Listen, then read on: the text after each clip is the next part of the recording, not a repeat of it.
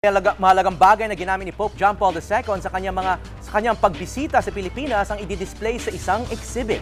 Pero ayon sa ilang personalidad at mga opisyal ng simbahang Katoliko, mas mahalaga sa mga memorabiliang ito ang pagkakataong nakapiling nila mismo ang yumaong Santo Papa. May news to go si Ian Cruz. Sa unang pagdalaw ni Pope John Paul II sa Pilipinas noong 1981, isang natatanging regalo ang ibinigay ng Santo Papa kay Bishop Emeritus Cirilo Almario Jr. Ang vestment na ito na ibinigay daw sa kanya pagkatapos ng misa sa Quezon Memorial Circle. Mahalaga sa akin sa paggaling sa Papa. Ikalawa, naisip ko pag siya naging santo, yan ay relikya. Maging relikya sa pagginamit niya.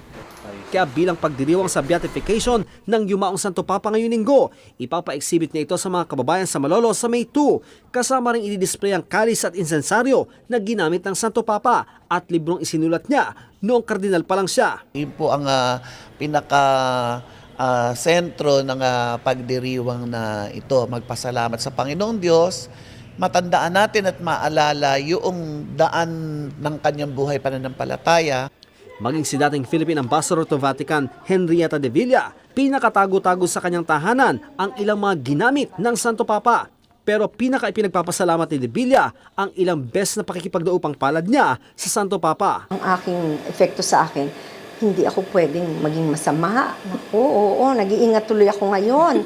Kasi itong aking relic ako hinawakan ako, hinalikan ako hindi ko pwedeng pahiya siya. Ang personal din pagkikita sa Santo Papa ang isa mga pinakatangi-tanging alaala ng batikang aktresa si Boots Anson Roa. When it came to me, nung kinausap ako, and so how are you? Tapos sinabi niyo dun sa mga kasama niya, kay Hermosa, ganyan. Alam mo na sagot ko, Susan, yes sir. Ian Cruz, GMA News.